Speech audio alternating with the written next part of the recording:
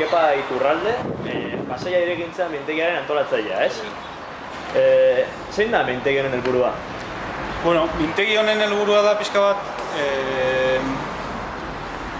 hausnarketa bat egitea gaur egun dauden planifikazioaren inguruan. Hori da gehien bat mintegi honen helburua. Hausnarketa bat eta baita ere foro ireki bat, hainbat ideia bildu eta ordenatu ditzazken mintegi bat. Hoi Pasaian. Bai, Pasaian eta gu mintegiaren helburu eta izango da pixkat ikuspegi zabalago bat hartzea. Ez bakarrikan Pasaiaren eremuan, baizik eta Pasaiaren inguruan dauden beste udalerritan. Baten altzaren bizta daukagu, errenderi, lezo, pixkat koordinazio hori beharrezkoa dela uste dugu.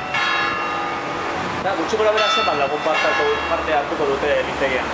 Zenbat lagunek? Bai, bai da. Gutxi gora bera, izlari eta parte hartzaileen artean gunek 15-20 bat lagunek parte hartuko dutelako dugu. Eta gure asmoetako bat da, mintegia izan da gila nolabaiteko gerora begira izan da egon daiteken azterketa sakonago baten muina bezala.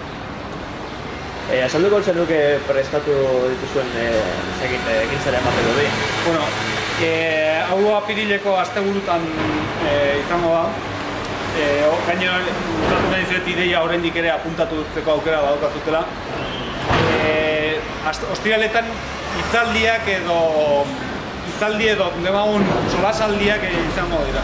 Gai baten inguruan, kanpoko edo bertako aditu batek bere iritzia emango du inguru hontako hirigintzari buruz.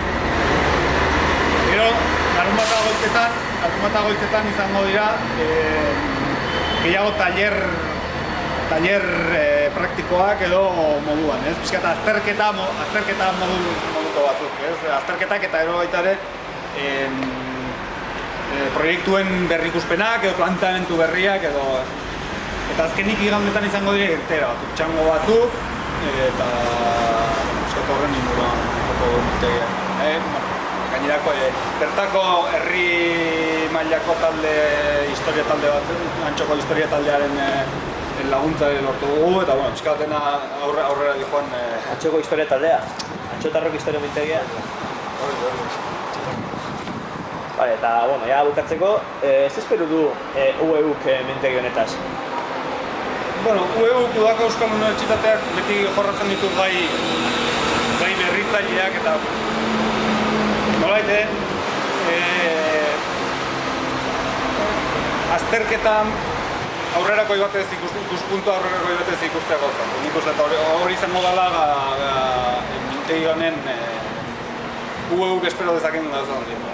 Arkitektura sailetik behintzat. Nik arkitektura sailetik hitz egingo dut beti ere UEU osotasunean, bere izenean ezingo nuke hitz egin, baina arkitektura sailetik bai eta ikuspegi berri bat gaiaren inguruko ikuspegi berri bat nahikoa.